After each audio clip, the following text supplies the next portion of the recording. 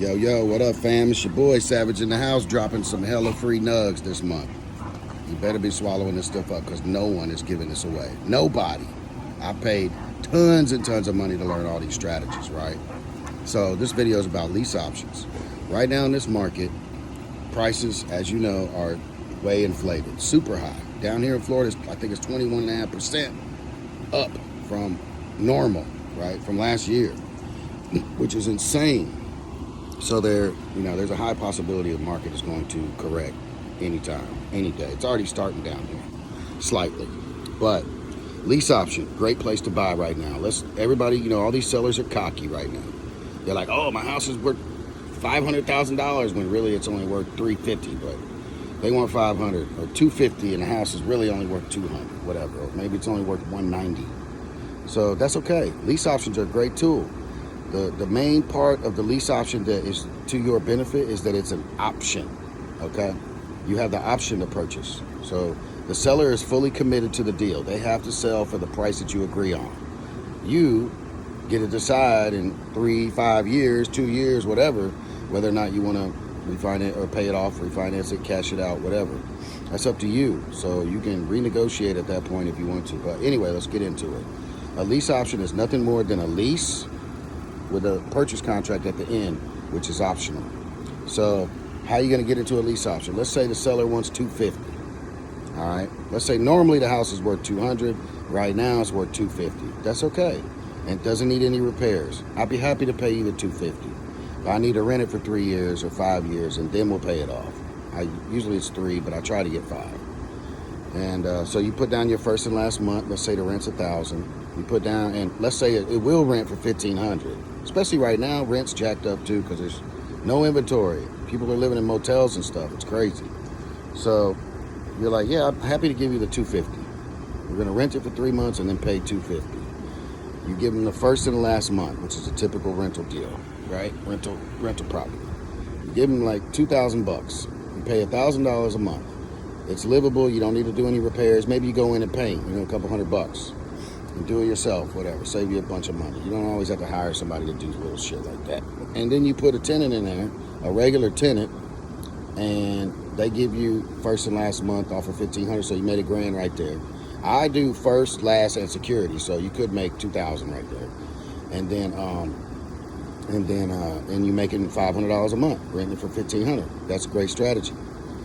There's another one called a sandwich lease, which I'm gonna get into that in another video, but you're gonna lease the property for 3 to 5 years, and then you're going to pay it off, right? The rent does not go towards the rent doesn't go towards the purchase price, okay? Now, if you can get a seller to agree that some of the rent goes towards the purchase price, that's great, but that shit gets hairy in the end, because if you decide not to do your option, you want your rent back that went towards the property.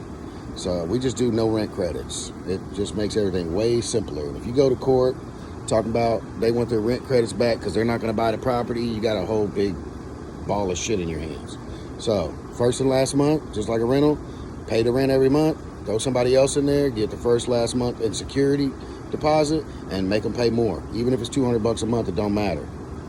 If you do a sandwich lease, you can make a lot more money too. And but it's whatever. After 3 years, you can show a bank or a lender, hey, I've been renting this property, making $300 to $500 a month. I want to cash it out. I want to refi it.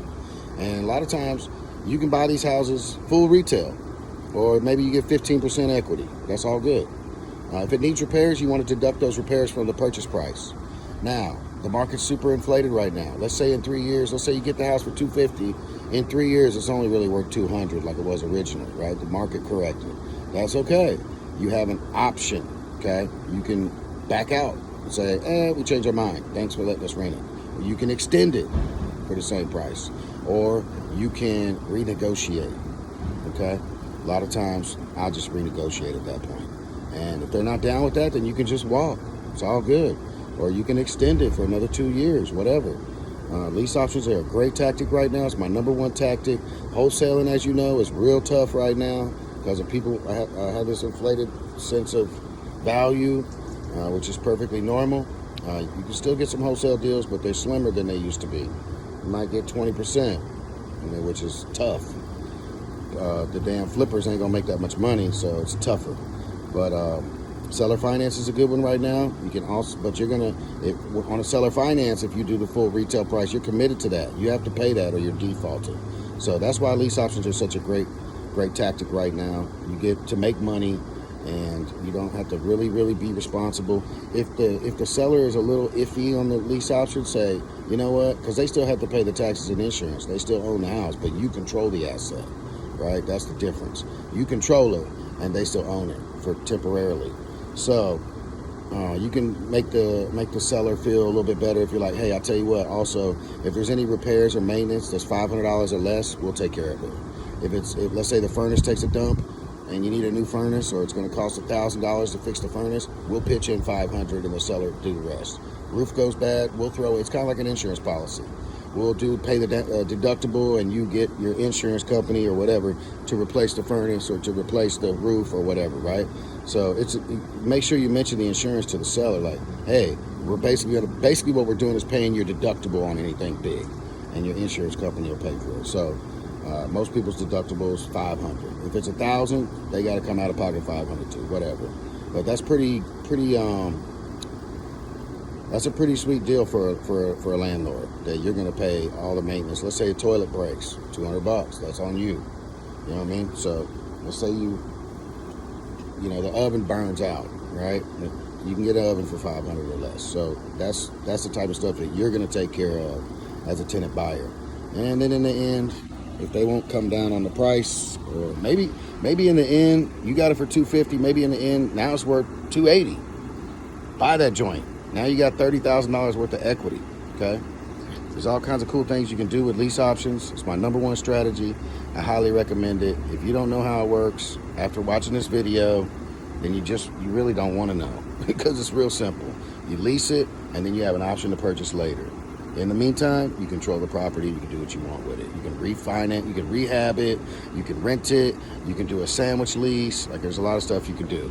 But anyway, I'm the Savage. I'm giving away free real estate, like serious real estate tips and tricks and strategies this whole month for 30 days. This is day 3. So y'all better be watching. Every single day I'm dropping some hella nugs. Nobody's giving this stuff away. No one. You know, I paid a ton of money to learn this stuff. And it all works. And now you have to check your laws in your state, because in Texas, I know lease options are illegal. There's ways around that though, okay? You can do land contracts and stuff, but lease options are illegal in Texas, so check your state. And if the seller wants some money down, you tell them, well, it's actually technically a lease with an option, so putting money down kind of makes it look like a seller finance. If you're into the seller finance, we could definitely do that. But if you still want to do the lease option, so you still have control, then, we can put down an option payment, which is usually first and last of the rent. And then if I'm selling on a lease option, I'm getting 5% up front, non-refundable.